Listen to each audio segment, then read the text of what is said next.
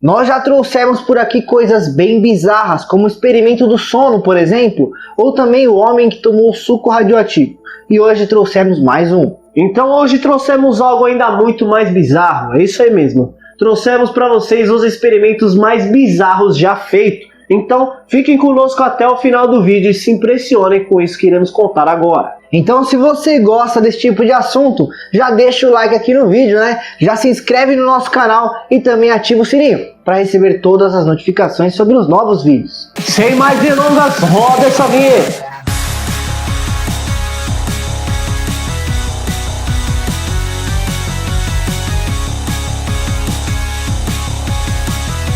Vamos começar com um bem bizarro então, inclusive o experimento que inspirou a escritora Mary Shelley a escrever o romance Frankenstein. Um médico chamado Luigi Galvani, no ano de 1780, descobriu que se ele colocasse um pouco de eletricidade em um sapo morto, ele conseguia fazer os membros do bicho se contorcerem. Cientistas da época então ficaram doidos com essa descoberta. Foi então que começaram a reproduzir esses experimentos. Não demorou nem um pouco para eles pensarem, se nós conseguimos fazer isso com o sapo, com certeza conseguiríamos fazer com o cadáver. Foi então que eles foram atrás de um cadáver de uma pessoa que estava num descanso eterno para fazer esse tal experimento. Foi neste exato momento que o neto de Luigi, um rapaz chamado Giovanni, acreditou que toda a Europa tinha que descobrir essa incrível descoberta e saiu em turnê. No ano de 1803, ele arrumou um cadáver de um assassino que tinha sido recém-executado e colocou os dois polos de uma bateria de 120 volts no cadáver. Primeiro, ele colocou um fio na orelha do cadáver e a outra em sua boca. Dessa forma então fazendo com que a sua mandíbula estremecesse, como se estivesse sentindo a dor de um choque. Inclusive pessoal, o olho esquerdo chegou a abrir e olhar para o homem que estava fazendo o experimento. E não parou por aí não, ele ainda colocou um dos fios na orelha e o outro introduziu no reto do cadáver, fazendo assim com que todo o corpo do homem começasse a estremecer, como se ele estivesse voltando à vida ali mesmo. E como já dissemos, muitas pessoas acreditam que foi esse experimento que inspirou Mary Shelley a escrever o Frankenstein, porque ela viveu na mesma época.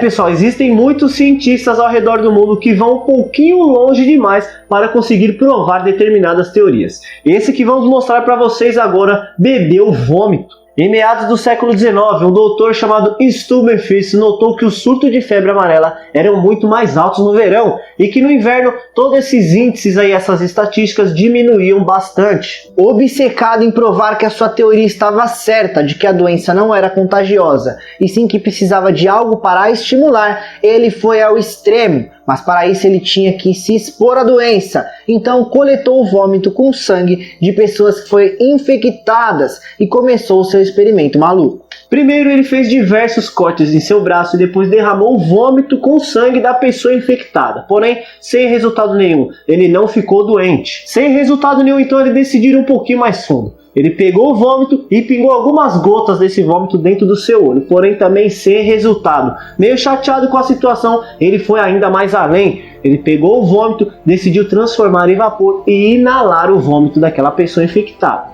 E aí, já ficou com nojo? Ainda não? Então vamos lá. Não contente com tudo isso, ele decidiu dar a sua última cartada e tomou alguns copos de vômito. Colocou no copo e mandou para dentro, mas não teve resultado, ele não ficou doente e assim conseguiu provar duas coisas para o pessoal lá da época. O primeiro, ele estava certo, a doença não é contagiosa, e o segundo, ele é nojento. O cão de duas cabeças. No ano de 1954, um cientista russo chamado Vladimir Demikov decidiu criar ali e mostrar ao mundo seu cão de duas cabeças, criada cirurgicamente. Porém, isso não era somente um experimento não, e sim uma monstruosidade. Ele decidiu implantar toda a parte dianteira de um filhote de cachorro em uma cabeça de um pastor alemão adulto. Na época causou um grande alvoroço perante a mídia russa, e como eles não tinham no passado a consciência moral que nós temos hoje referente a esse tipo de atrocidade, todos acharam magnífico o experimento.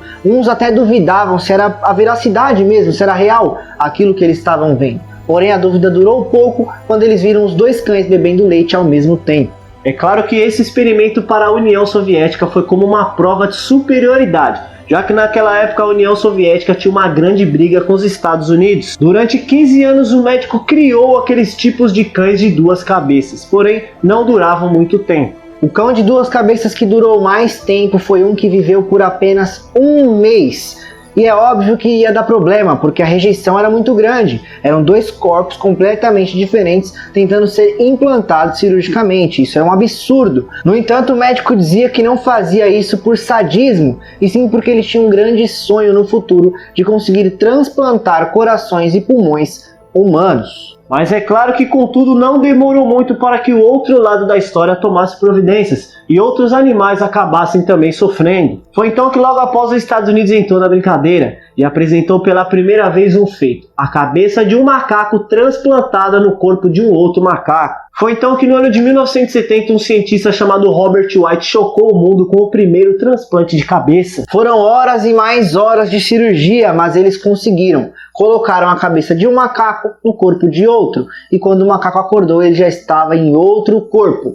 Porém, o macaco viveu menos do que os cães que tinham duas cabeças. Ele conseguiu viver apenas um dia e meio, e aí por complicações cirúrgicas morreu. Mas nesse caso totalmente diferente da Rússia, que colocou aquele rapaz chamado Vladimir em um pedestal, eles repudiaram. Eles não gostaram nem um pouquinho do que o Robert fez e considerou isso como uma total atrocidade. E é claro que isso não impediu que o cientista maluco tentasse ali convencer os Estados Unidos a fazer transplantes de cabeça, mas é claro, isso não aconteceu. Lavagem cerebral. É muito comum que você tenha visto em algum filme alguém que sofreu uma lavagem cerebral. É um assunto muito presente nos filmes de Hollywood, porém esse assunto não surgiu do nada. Um cientista e psiquiatra entre as décadas de 50 e 60 realmente tentou fazer lavagem cerebral em seus pacientes. O nome desse cientista então era Ewen Cameron. Ele concentrava ali todas as suas energias para conseguir desenvolver a cura para a esquizofrenia. O problema disso tudo é que ele estava concentrando todas as suas energias em um terreno desconhecido, um terreno incerto, a famosa lavagem cerebral. Ele acreditava que o cérebro da pessoa esquizofrênica era capaz de ser reprogramada em uma nova imposição de novos pensamentos, voltando assim então a ser um cérebro completamente saudável. Hoje em dia realmente existe isso, de mudar padrões de pensamentos em prol de benefícios psíquicos, porém não é nem perto do método que o psiquiatra usava. Ele fazia com que seus pacientes colocassem fones de ouvido e escutassem sem interrupções, sem parar, alguns áudios que ele mesmo gravava durante semanas inteiras, trancados em um quarto somente ouvindo o que ele tinha no fone de ouvido. E é claro que ele fazia com que seus pacientes aceitassem esse tratamento de uma forma extremamente pacífica. Ele fazia da seguinte forma: sedava os pacientes assim que chegassem na clínica e depois sentava-os em uma cadeira e os amarrava. Logo após que o paciente acordasse ali da sedação, ele posicionava os fones de ouvido em frente ao paciente e aí então começava a lavagem cerebral, que ele mesmo denominava como condução psíquica. Mas os jornais da época ali, a mídia da época, colocou isso com o nome de lavagem cerebral benéfica. Determinado em provar a sua tese, ele começou a fazer isso com todos os pacientes, não somente com aqueles que tinham esquizofrenia, até mesmo os que tinham casos psicológicos mais leves, ele começou a introduzir o método. E foi o que acabou chamando a atenção da agência governamental CIA, que acreditava que o médico também iria prosperar no ramo da lavagem cerebral. É claro que eles ficaram muito interessados. É algo que interessou completamente o mundo inteiro, todas as nações da Terra, desde que a Terra é Terra. Foi então que a CIA decidiu financiar o psiquiatra em seus experimentos, mas não demorou muito para eles perceberem que o experimento não teve resultado nenhum, que foi completamente um fracasso. Na realidade, teve um resultado sim. Os pacientes ficaram extremamente furiosos e começaram a processar a agência norte-americana, que teve que cortar a verba do psiquiatra, parar com os experimentos e indenizar todos aqueles pacientes. Um tempo depois, o próprio psiquiatra afirmou: realmente foi uma viagem de 10 anos pela estrada errada. Pessoal, então já comentem aqui o que vocês acharam desses experimentos malucos, desses cientistas meio loucos e que pensam muito além do que podem pensar. Não se esqueça também, é claro, de deixar aquele like bacana pra gente, se inscrever aqui no canal e ativar as notificações. Agradecemos imensamente a companhia de vocês até o final do vídeo. Espero que tenham gostado desse tema. Nos vemos no próximo vídeo no decorrer da semana. Um abraço a todos e até a próxima.